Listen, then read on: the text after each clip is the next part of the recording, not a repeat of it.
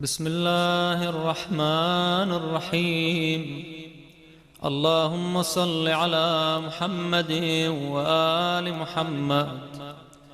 اللهم إني أسألك برحمتك التي وسعت كل شيء وبقوتك التي قهرت بها كل شيء وخضع لها كل شيء وذل لها كل شيء، وبجبروتك التي غلبت بها كل شيء، وبعزتك التي لا يقوم لها شيء، وبعظمتك التي ملأت كل شيء، وبسلطانك الذي على كل شيء، وبوجهك الباقي بعد فناء كل شيء، وبأسمائك التي ملأت أركان كل شيء، وبعلمك الذي أحاط بكل شيء، وبنور وجهك الذي أضاء له كل شيء. يا نور يا قدوس يا أول الأولين ويا آخر الآخرين، اللهم اغفر لي الذنوب التي تهتك العصام، اللهم اغفر لي الذنوب التي تنزل النقام، اللهم اغفر لي الذنوب التي تغير النعم، اللهم اغفر لي الذنوب التي تحبس الدعاء، اللهم اغفر لي الذنوب التي تنزل البلاء، اللهم اغفر لي كل ذنب أذنبته وكل خطيئة أخطأتها، اللهم إني أتقرب إليك بذكرك وأستشفع بك إلى نفسك، وأسألك بجودك وكرمك أن تدنيني من قربك، وأن توزعني شكرك، وأن تلهمني ذكرك. اللهم إني أسألك سؤال خاضع متذلل خاشع، أن تسامحني وترحمني وتجعلني بقسمك راضيا قانعا، وفي جميع الأحوال متواضعا. اللهم وأسألك سؤال من اشتدت فاقته وأنزل بك عند الشدائد حاجته، وعظم فيما عندك رغبته، اللهم عظم سلطانك وعلى مكانك وخفي مكرك وظهر أمرك وغلب قهرك وجرت قدرتك، ولا يمكن الفرار من حكومتك. اللهم لا أجد لذنوبي غافرا ولا لقبائحي ساترا ولا لشيء من عمل القبيح بالحسن مبدلا غيرك. لا إله إلا أنت سبحانك وبحمدك ظلمت نفسي وتجرأت بجهلي وسكنت إلى قديم ذكرك لي ومنك علي. اللهم مولاي كم من قبيح سترت وكم من فادح من البلاء أقلت، وكم من عثار وقيت، وكم من مكروه دفعت، وكم من ثناء جميل لست أهلا له نشرت. اللهم عظم بلائي وأفرط بي سوء حالي، وقصرت بي أعمالي وقعدت بي أغلالي، وحبني عن نفعي بعد آمالي، وخدعتني الدنيا بغرورها ونفسي بخيانتها ومطالي يا سيدي. فأسألك بعزتك ألا يحجب عنك دعائي سوء عملي وفعالي، ولا تفضحني بخفي ما اطلعت عليه من سري، ولا تعاجلني بالعقوبة على ما عملته في خلواتي من سوء فعلي وإساءتي ودوام تفريطي وجهالتي وكثرة شهواتي وغفلتي.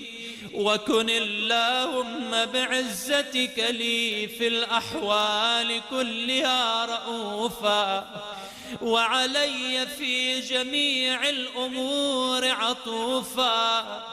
إلهي وربي من لي غيرك أسأله كشف ضري والنظر في أمري. إلهي ومولاي أجريت علي حكما اتبعت فيه هوى نفسي، ولم أحترس فيه من تزيين عدوي، فغرني بما أهوى وأسعده على ذلك القضاء، فتجاوزت بما جرى علي من ذلك بعض حدودك، وخالفت بعض أوامرك، فلك الحجة علي في جميع ذلك، ولا حجة لي فيما جرى علي فيه قضاؤك، وألزمني حكمك وبلاؤك.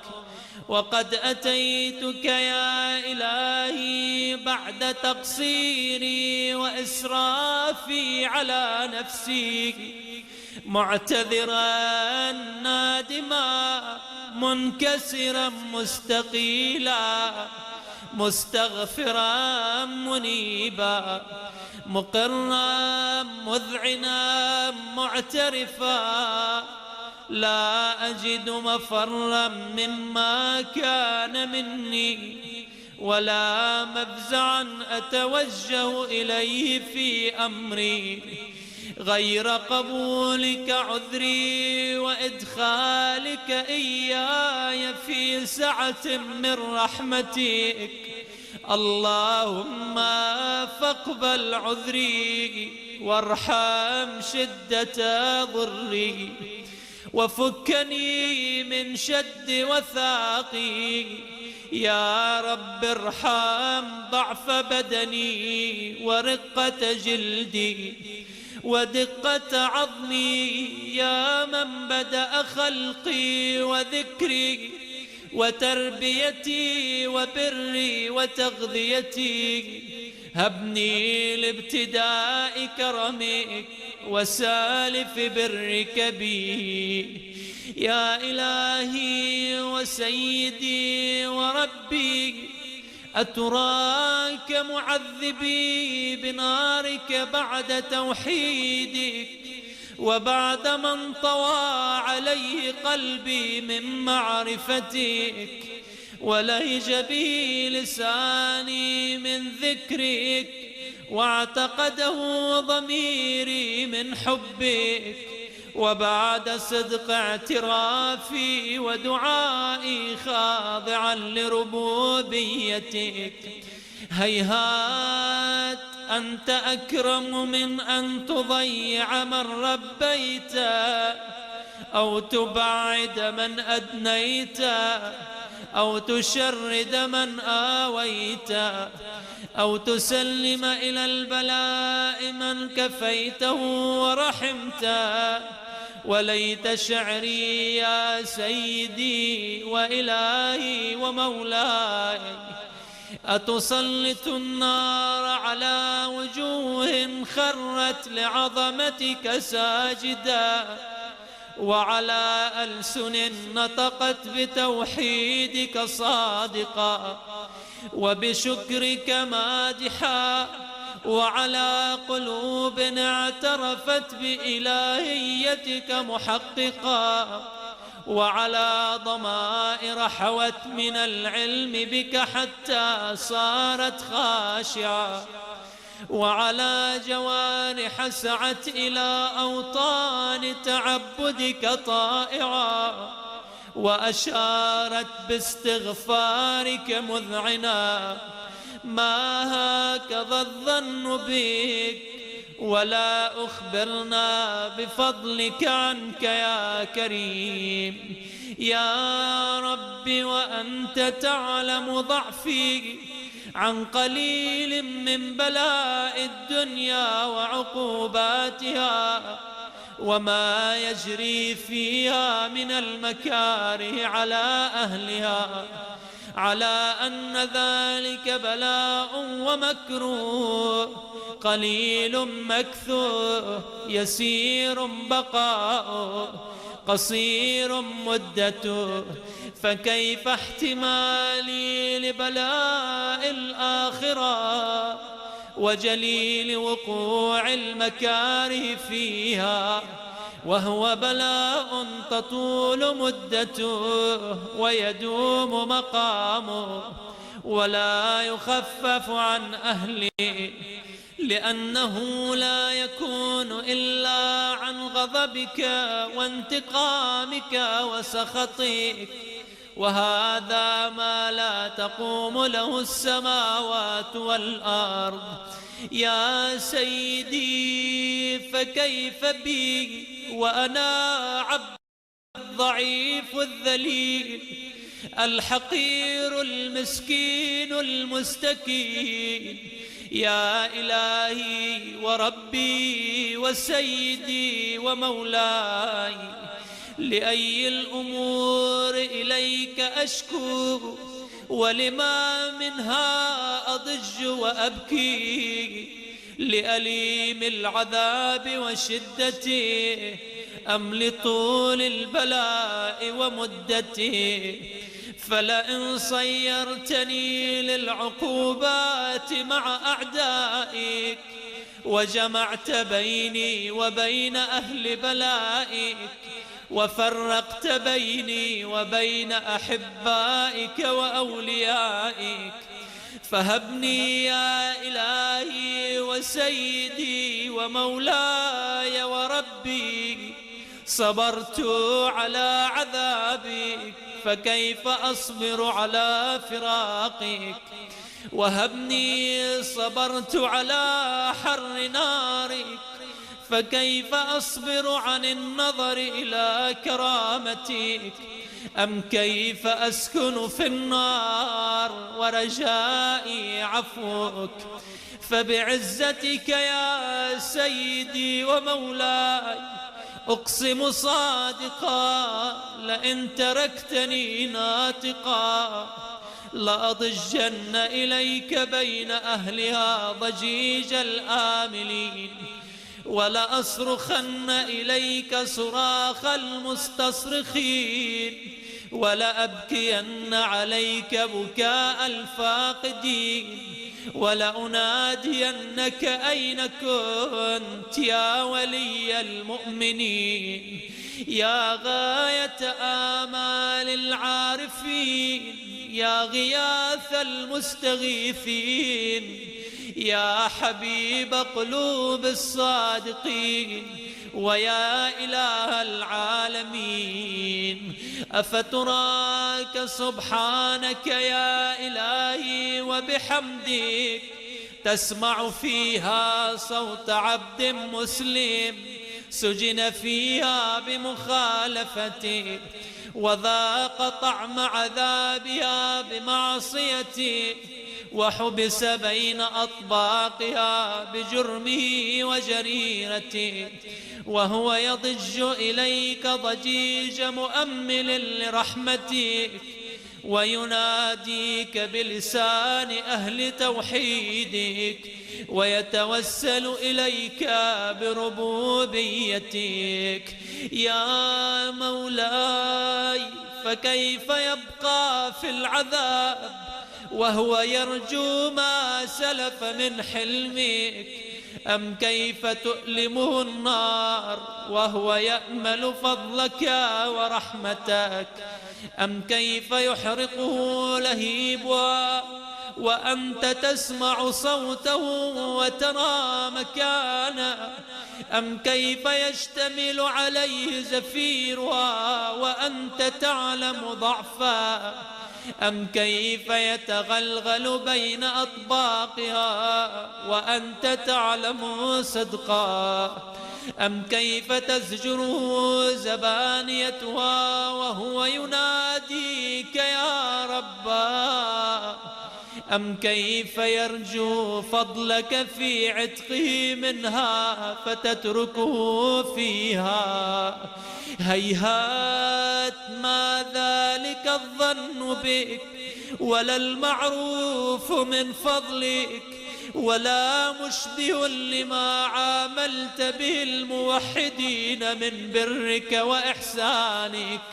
فباليقين أقطع لولا ما حكمت به من تعذيب جاحديك، وقضيت به من إخلاد معانديك، لجعلت النار كلها بردا وسلاما، وما كانت لأحد فيها مقرا ولا مقاما، لكنك تقدست أسماؤك أقسمت أن تملأها من الكافرين من الجنة والناس أجمعين، وأن تخلد فيها المعاندين، وأنت جل ثناؤك قلت مبتدئا وتطولت بالإنعام متكرما.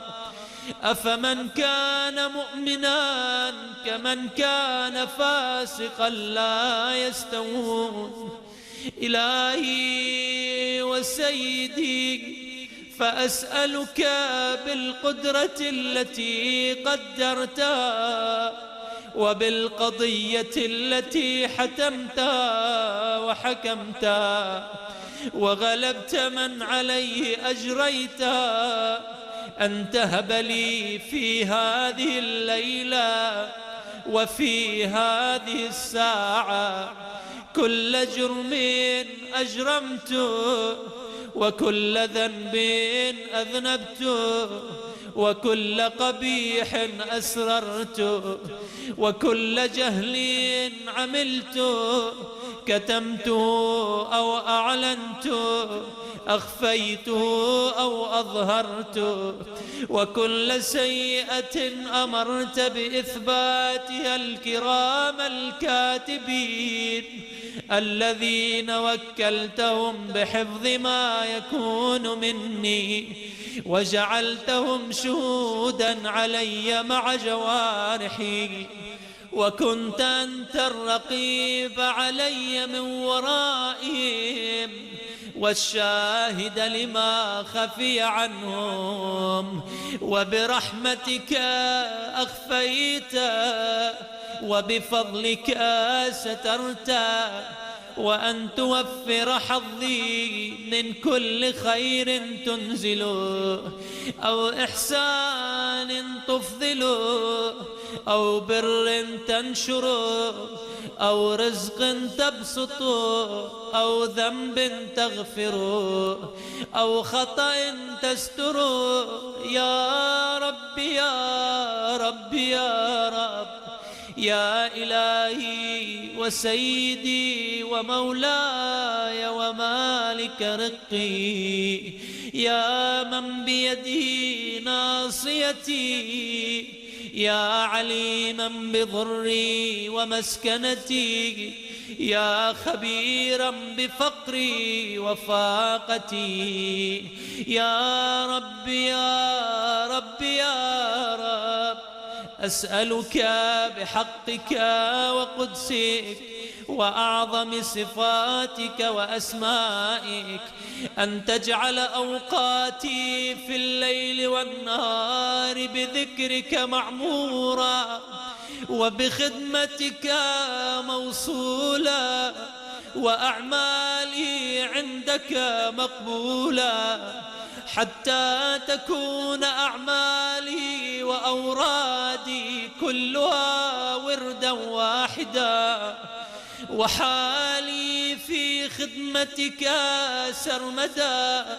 يا سيدي يا من عليه معولي، يا من إليه شكوت أحوالي، يا رب يا رب يا رب، قو على خدمتك جوارحي واشدد على العزيمة جوانحي، وهب لي الجد في خشيتك والدوام في الاتصال بخدمتك، حتى أسرح إليك في ميادين السابقين وأسرع إليك في المبادرين، وأشتاق إلى قربك في المشتاقين، وأدنو منك دنو المخلصين، وأخافك مخافة الموقنين، وأجتمع في جوارك مع المؤمنين. اللهم ومن أرادني بسوء فأرد، ومن كادني فكيد، واجعلني من أحسن عبيدك نصيبا عندك، وأقربهم منزلة منك، وأخصهم زلفة لديك، فإنه لا ينال ذلك إلا بفضلك. وجد لي بجودك، واعطف علي بمجدك، واحفظني برحمتك، واجعل لساني بذكرك لهجا، وقلبي بحبك متيما، ومن علي بحسن إجابتك، وأقلني عثرتي، واغفر لي زلتي، فإنك قضيت على عبادك بعبادتك، وأمرتهم بدعائك، وضمنت لهم الإجابة، فإليك يا ربي نصبت وجهي، وإليك يا ربي مددت يدي، فبعزتك استجب لي دعائي، وبلغني مناي، ولا تقطع من فضلك رجائي، واكفني شر الجن والإنس من أعدائي. يا سريع الرضا اغفر لمن لا يملك إلا الدعاء، فإنك فعال لما تشاء، يا من اسمه دواء وذكره شفاء وطاعته غنى. ارحم من رأس ماله الرجاء وسلاحه البكاء، يا سابغ النعم، يا دافع النقام، يا نور المستوحشين في الظلام، يا عالما لا يعلم، صل على محمد وآل محمد وافعل بي ما أنت أهله. وصلى الله على رسوله والأئمة الميامين من آله وسلم تسليما كثيرا.